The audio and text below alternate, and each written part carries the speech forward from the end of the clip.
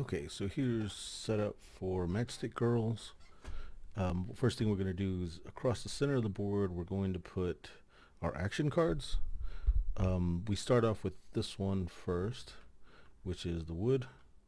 Then we'll do the chemical card, and then we'll do the light blue action card, the dark blue action card, the yellow action card, and then the blue action cards. After we set those up in the middle, we'll put cubes neatly next to them for both players to be able to access.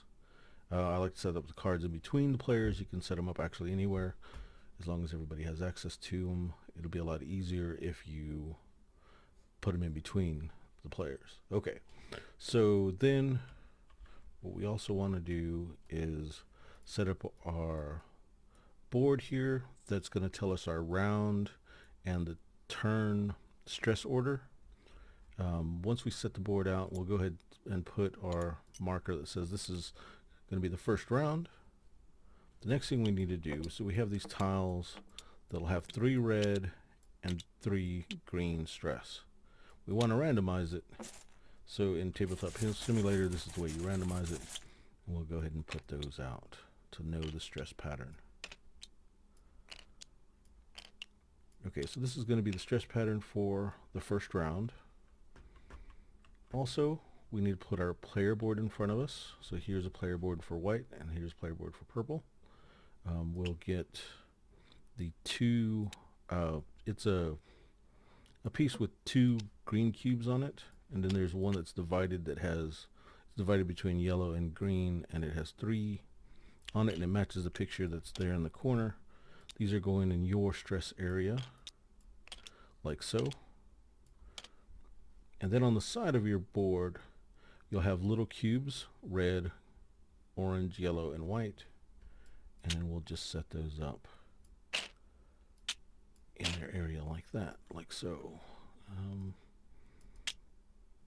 This is probably going to be a little bit messy, but you'll get the gist of where they go.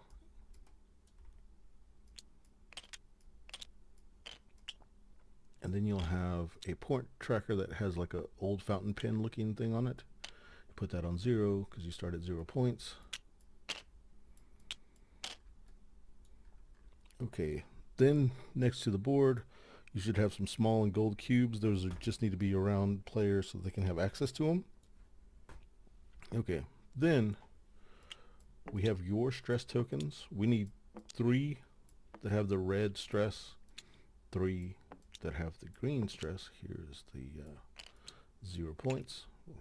When you can put these stress that are green will match in your player area in the stress turn.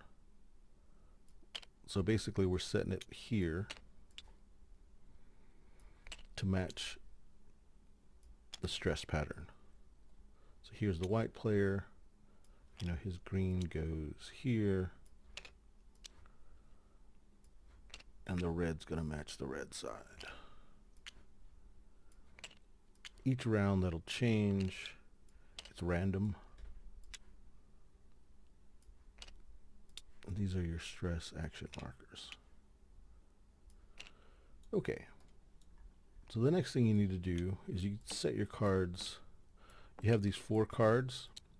You use these cards at the end of a round during scoring, so you just set them where you have them available and you can look at them while you play, so you can look at what you're going to do with your stress at the end of a round during scoring. You'll need 1 of each color meeple, so both players will get 1 of each color. And then each player needs a random color. Oops, that's not. So what we'll do here is we'll get 1 of each, and we'll randomize this for the white player. Okay. And then we'll randomize this for the purple player. Okay, the random one that came out goes into your higher area, which is the first spot is this broken heart looking section. This is the higher area. That's where they start. Okay.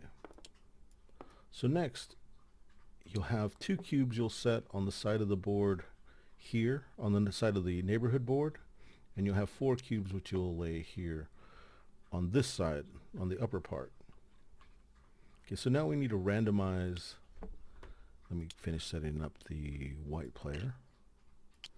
But then now we need to randomize the neighborhood tiles. Each neighborhood is divided into 3 areas, so what we need to do is make a white pile, meaning with white meeples on the tile. Then we need to make a pile for the green and a pile for the purple. Okay, all the other tiles that you'll have left over need to be randomized, shuffled.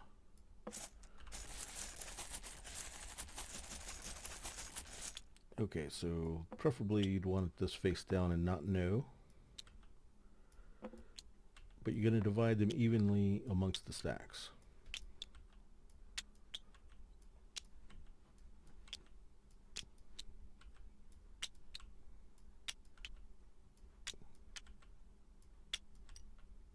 Oops, that doesn't belong in there anymore. Forgot to take those out.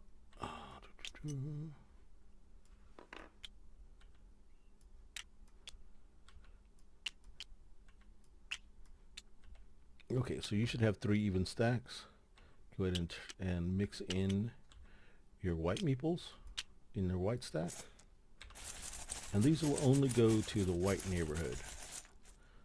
Oops. So this will go here. The only rule is that they cannot, both tiles cannot match in the same little section. So since these matched, I'm gonna, reshuffle those and just make sure that they both don't match.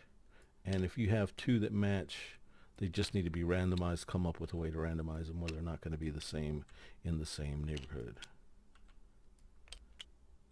Okay, so that's the white neighborhood set up. Here's going to be the green neighborhood.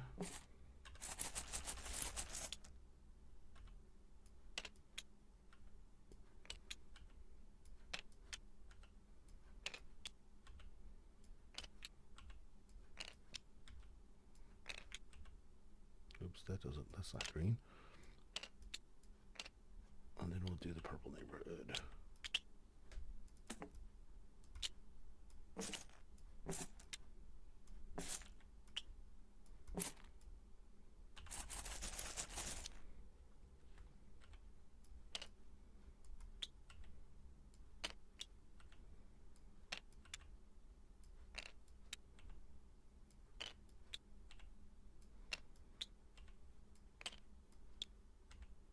Okay, next we're going to put the player pawns in their spot here in the center.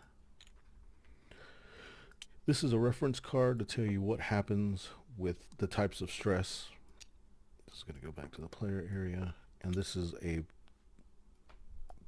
reference sheet for the different types of tiles that are available in the neighborhoods. And we have this that we're going to determine who's going to go first. And we also have, these are the bonus action tiles. You have a white set and a purple set for each player. So the white set, they need to be randomized.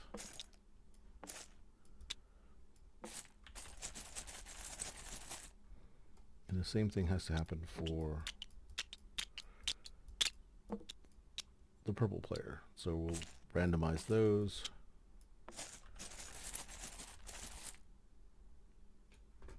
Okay, so once we do that, next we're going to determine who is the first player. So I'm going to take, this is going to represent the white player, this is going to represent the purple player. I'm going to shuffle. Purple players go in first. So in this case, we'll turn over the first player card. We know the purple player is going first. The purple player is going to draw 4 bonus tiles. The player is going to determine where he wants to put his bonus tiles on these 4 action cards that are not wood and not chemicals. So he might decide to do that. Actually, he'll do that. He'll do that. That. And that. And then now the white player will do the same. And the white player will probably decide to do something like that. That.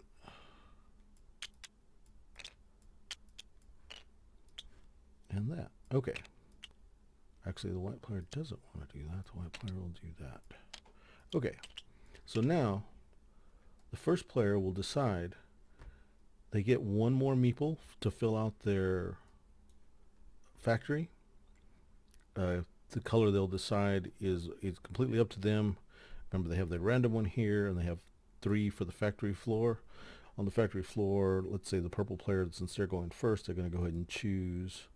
They're going to look at the neighborhood. They're going to look at the tiles and decide, I want an extra green worker. And then the white player will decide what extra worker they want. And let's say they want a white worker. Okay. So then I'll determine where I want these workers to go.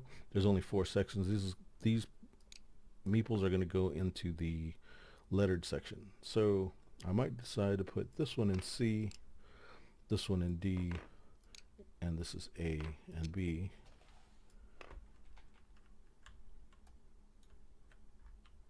And the white player might do something similar, except white worker in C, white worker in D, purple in A, and then green in B. Okay, once you've done that, these are workers. They will all get a white cube in the broken heart section for that action,